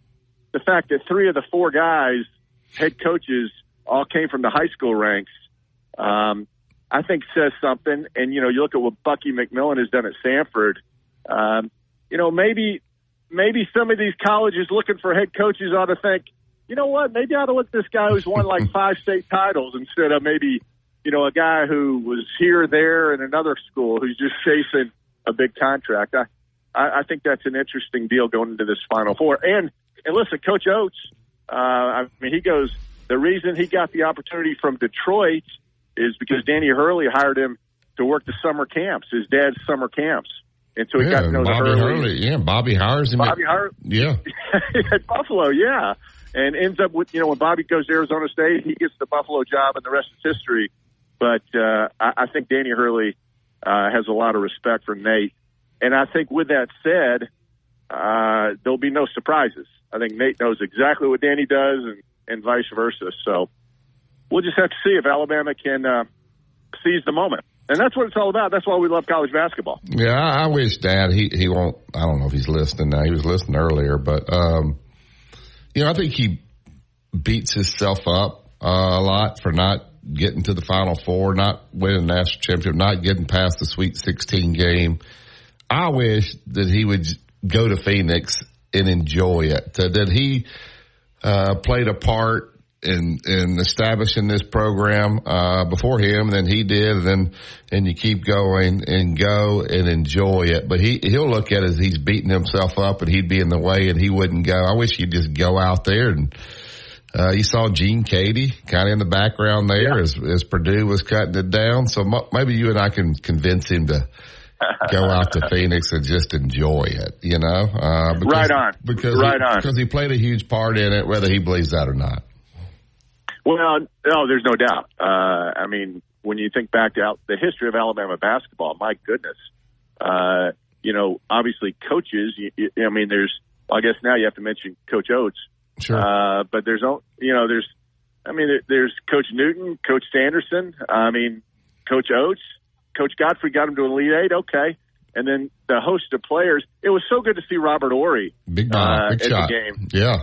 Wasn't that great? And he is, and I remember vividly when he was playing for Coach, and they would go at each other in practice and games, and everybody matures, everybody evolves. It brings back so many great memories. But I'm hoping, Barry, that somebody listening to the show this morning, and maybe in the coming days, and you know a lot of people, your dad knows everybody. I'm hoping maybe somebody says, "Hey, Coach, jump on my plane. Yeah, let's go out to Phoenix, make it easy on you, and let's be a part of something special." Yeah. I think that'd be fantastic. I really do. And listen, he deserves to be there. Yeah, there's no question. Yeah, they probably bring me as well. He won't know how to get around and all that. You better go. Yeah, I mean, for heaven's sake. Yeah, for putting up with him every day, I deserve to go. I mean, absolutely. Yeah, I mean, you're a saint. Yeah, you're a saint. Yeah, but I think he beats himself up about it, and he needs to enjoy it. Hey, everybody played a small part in this. Now you're going to give this team and Nate Oates and give Greg Byrne, give them most of the credit. They're doing the playing and the coaching, but the groundwork has to be set somewhere, and it has. And I think, as I said, the nation will learn how good Alabama basketball has been, because the story will be told this week, because the media attention is unbelievable. I was telling them, you're right, those practices, you have 40,000 people watching them practice, because they're open practices that you can go to. I think those are on Thursday or Friday. Friday, I guess, maybe. They give them an hour in there, and you don't see nothing, but they dunk and shoot, and it's just you can tell you're at something different when you're at the Final Four. So I've been to a ton of them. So, and you can also tell something different when you're at the Masters, and when you get me that ticket and we send that picture to Dad of me walking in Augusta. That's going to be priceless. Yeah, like I said, I'll work on it. And if I actually did that, Barry, I would be exiled from the show, and your dad would never talk to me again. So that's what's at stake. I had part of the show. I can get you on. We're here running everything. All right, tell them about MD Wellness and Aesthetics before you go, Doug. Absolutely. MD Wellness and Aesthetics, or go to mdwellnessaesthetics.com, and they will tell you about all the stuff that they do, whether it's the laser treatment, the Botox, the hair replacement, weight loss, etc. Susan Brignett is the owner. It's 205-582-9216 in Birmingham, 650 Inverness Corners. And she's been there a long time, and she has a lot of satisfied customers. And I know we all want to look better, feel better. Hey, and Barry, spring has sprung. Yeah. We want to look good when we take that shirt off and go to the pool. So contact Susan at MD Wellness and Aesthetics. Appreciate you, Doug. Have a great week. You too, my man. Roll Tide. Roll Tide. All right, there's Doug Bell. Always great to look forward to the Masters. That's going to be awesome. If you're looking for the traditional banking experience with bankers that call you by your first name, there's only one choice. That's Bryant Bank.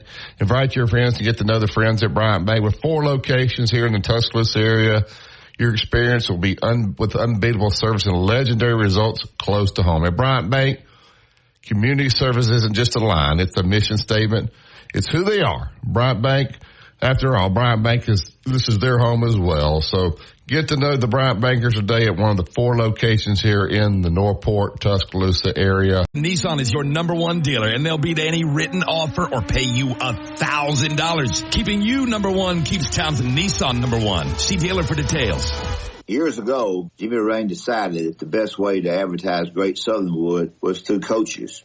Gene Stallings, Pat Dye, Steve Spurrier, and myself, and many more coaches took to the radio and TV airwaves to tell people that if you're building outdoors, the only way to build is with pressure-treated pine, yellow wood. It is the very, very best. Why? Because all the coaches said yellow wood, pressure-treated pine, protects against bug, termite, and weather. Decking, fencing, play sets, whatever you're wanting to build, just go to the internet, look at ability exclusively at your local O'Reilly Auto Parts. O'Reilly Auto Parts. Road tripping, business travel, or bringing your car in for repairs. All great reasons to rent a Toyota at Tuscaloosa Toyota. You can rent the latest Toyota models for a day, a week, or a weekend. Every Toyota rental-car comes with 24 hours roadside assistance, people you know and trust. Rent a Toyota and let's go places. Reserving yours is a breeze at TuscaloosaToyota.com. This report is sponsored by Tire Rack. The best sports talk in the state. Tide 100.9 and streaming on the Tide 100.9 app.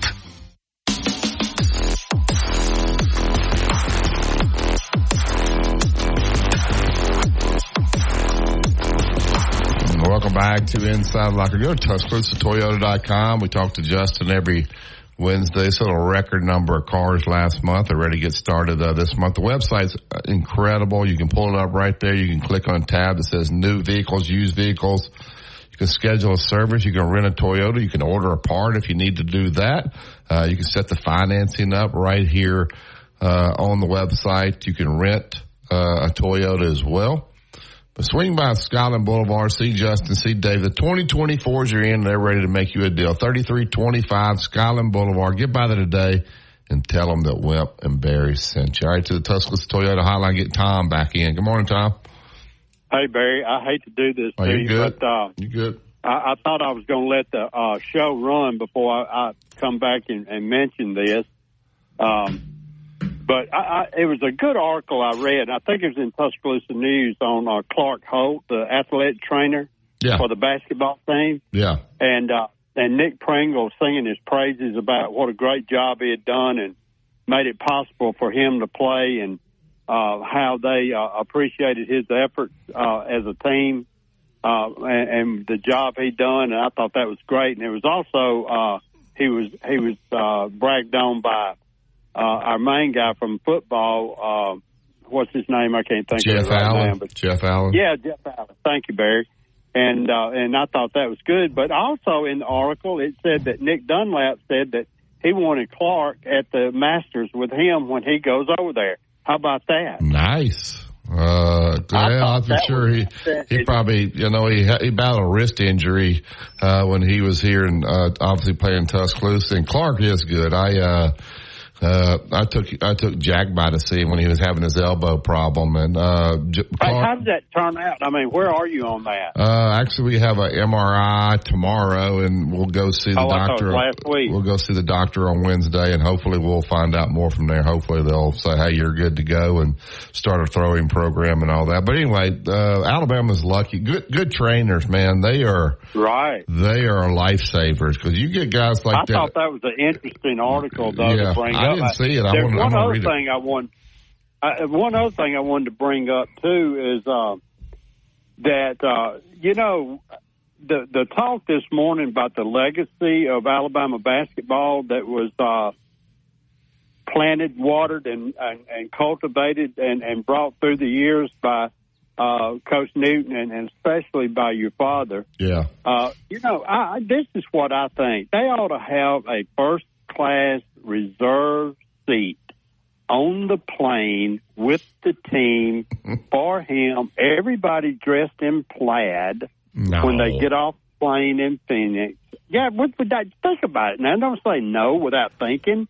And maybe not everybody in plaid, but I think he ought to be part of the entourage.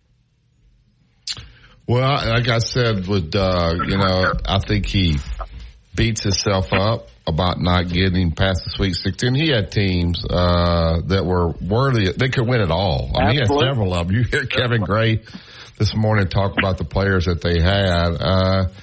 But in some ways, I wish he'd push all that aside and just go I know his time didn't end there like he wanted to and whatever. I mean, we're not going to debate that, but history is what it is, that he could go there and enjoy that they finally have broken through. But, you know, there's a lot of people that did a lot of work to kind of lay the groundwork to allow Alabama to be such a successful basketball program. Well, people don't know it's my point. Go ahead. No, I'm sorry. My point is that he represents all that came before. You know what I mean? He's still here with us. He represents the legacy, the history of the program, because he was in it for so long. He successfully guided us to places that we really, frankly, that we never thought we'd go till he come along. And then I think he ought to be part of this Final Four trip. You know, it's not that long, but I know your mother, I forgot about that. Your mother's not well, so maybe that would be the reason. Maybe you could go up and stay with her. Yeah, we can take care of that. But I don't know. Yeah. We'll see. Don't you think that's a good idea? I really do. I think he ought to be like the first guy that comes off the plane. No. Well, that's just not his style. He wouldn't want to be, because it's this team. It's Nate Oates' team. Greg Byrne brought Nate Oates here. Hey, let them, it's their time. But there is a time for, and I think the story will be told, throughout this week. And, hopefully they can keep going. It's going to be tough. UConn's really, really good. But I tell you what, if you're UConn, when you watch Alabama hitting that many threes, you're not, it's kind of scary as well. A team that can shoot the ball like that. Do you think as a coach, now, put on your coach's hat, and if you're Danny Hurley, and you turn on the film and you see the toughness that's been exhibited the last 2 or 3 ball games, and you see the shooting and scoring ability, are you saying that that's kind of unnerving? Yes, and obviously Danny Hurley and the Hurley family has a lot of respect for Coach Oates, because if it wasn't for the Hurley family, he wouldn't be at Alabama, because he would have not ever gotten to Buffalo. Bobby hired him at Buffalo. Bobby left. He got the job there. So I know Coach Oates owes a lot to the Hurley family. Somebody gives you your start and takes a chance on you, and the Hurleys did. So I think there's mutual respect there by both guys. See you, Barry. Thank you, Tom. All right, we'll go ahead and take this last break, and then we can take a few more phone calls, 205-342-9904, and then we'll get out of the way and make way for the Gary Harris Show. Gary just walked in, so I'm going to find out if he's going to Phoenix. He said he was going. We'll see if he's going. You listen to Tide 100.9. It's the home of Alabama sports. Tide 100.9 traffic. Tuscaloosa traffic now from the Townsend Nissan Traffic Center as we wind things down for this Monday morning drive. We aren't seeing any big accidents or breakdowns. We do have some road work causing a little trouble, though, for eastbound drivers on 2059. This is right before the 359 interchange. Right lane is blocked. Left lane is all that's getting through. There's a small backup. It will take a few minutes to get through, but once you pass that, it's a straight shot the rest of the way out to Cottondale. With your Tuscaloosa traffic now, I'm Ray Romero. Go inside the Alabama Crimson Tide with the Gary Harris Show. Hey everybody, it's Gary Harris. Monday morning on the Gary Harris Show at 9 a.m. Is Alabama in the Final Four? Did the Tide make it over the weekend? We'll know and we'll discuss. Plus Rodney Orr from TiderInsider.com and Casey Smith on golf. Your phone calls and more. That's problems you got with a damp crawl space or a crack in your foundation. They even do pest control and lawn care. Full service Alabama Professional Services at alabamaprofessional.com. Tide 100.9 Tuscaloosa weather. Another very warm day today. The sky partly sunny, the high 82. For tonight, fair with the low at 65. Tomorrow, warm and breezy. Thunderstorms are likely by mid to late afternoon. Those storms could be strong to severe. The high 83. I'm James Spann on the ABC 3340 Weather Center on Tide 100.9. It's 68 degrees in Tuscaloosa. Mr. SEC Tournament Wimp Sanderson gives you his excellent analysis every weekday on Inside the Locker Room, right here on Tide 100.9. Well, welcome back to Inside the Locker Room. Appreciate Kevin Gray joined us in the first hour. Kevin did a great job recruiting here at Alabama, brought a lot of great players, great coach, great teams. He talked about working for Dad, and I think how he just kind of let his assistants work. People thought he was hard to work for, but not really. He actually would just let them go do what they had to do and trusted them to do their job. Justin, help me out here now. When Alabama does something special, all right, and which is what Nate Oates and them have done that's special, why do people want to bring Auburn in? Why are they even talking about Auburn? You go to X and you read it, and there's, now the week, Auburn's been in the Final Four. Now they can't say we've never been. They always bring Auburn into it. Why? Just enjoy what you're doing. Why do we have to bring Auburn into this? Auburn has nothing to do with what Alabama's doing, what this basketball team's doing, and this team headed to Phoenix. Why is that? I think it's an unfortunate coexistence relationship. We're attached at the hip. It's like we're siblings. It's we're constantly battling for the upper hand, and when one of us gets it, you're gonna let the other one know, and you gotta constantly brag on yourself and put them down. I don't know if we're ever gonna escape. Does it drive you? Does it bother you? Does it? It doesn't bother me because I'm I just don't like, why? Why are we even talking about, why are you even mentioning Auburn when you just went to the final? Why are you not talking about what you've done and where you're going and how successful this tournament runs? Why is Auburn even brought into this thing? Well, of course, the Final Four thing has been, they've held it over us for these past couple years, ever since Bruce Pearl took them a couple years, 2019, I believe. Yeah, it was 2019. I don't know. I enjoy it because I've seen the same thing you're talking about there on the social medias, and I like seeing it because Auburn fans, of course, Alabama is talking about it and jabbing at them, but the Auburn fans, of course, are reacting to that, and it's kind of funny to see them squirm a little bit and lose an edge, I guess, that they had over Alabama. I don't even follow, this is another subject, I don't even follow Coach Saban's daughter, but she's obviously looking for attention. I mean, whatever reason, I guess, I follow people that talk about certain things, so I guess they show up on your timeline. I've never seen somebody that's craving attention as much as she is right now, because she is putting something on there about basketball all the time now. But should Nick Saban go to Phoenix? I got a guy email me and said he hopes he goes. I don't know if he will or he won't. I wish he would, but I don't know. If he wants to, I don't think it's important for him to be there. What's it going to be on TV? You'll see, oh, look who's in the building. It's Nick Saban. I think if he has an office over there, if he's going to be one that's going to be out raising money for the university, I think it'd be cool that he went. If you saw him there supporting basketball, there'd be a lot of money. People will go. Obviously, Alabama hasn't been in the Final Four ever.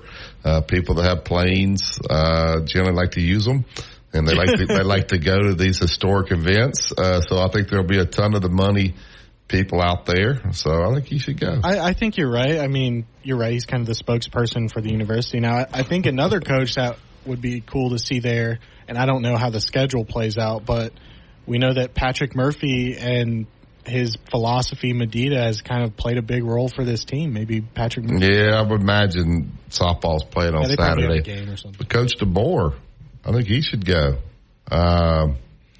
You talk about this as a championship school. They'd have him all over the camera. Recruits would see him. Maybe he jumps on that private plane, and you use private planes flying out there. It's nice. Let's get Wimp and Saban and Murph and DeBoer. We'll all get them on the same plane, and we'll get them out there. Yeah, we do that. All right. Well, that's it for today's show. I appreciate the phone calls. You guys helping me out without Dad being here. I think he will be back tomorrow, hopefully. Hopefully my mom gets okay, gets out of the hospital today, but say a prayer for her. Great lady. I hate that she wasn't home being able to watch the games over the weekend, but I'm sure she'll be home watching the Final Four. So the Gary Harris Show is next, so we'll get out and make way for Gary. So keep it locked in here all day long. I'm sure Coach they'll put out the itinerary for the team. Normally, I'm imagine they'd go out probably Wednesday, but I'm not sure. But I'm sure all that stuff will be put out. You listen to Tide 100.9 and 1230 AM WTBC. It's the home of Alabama sports.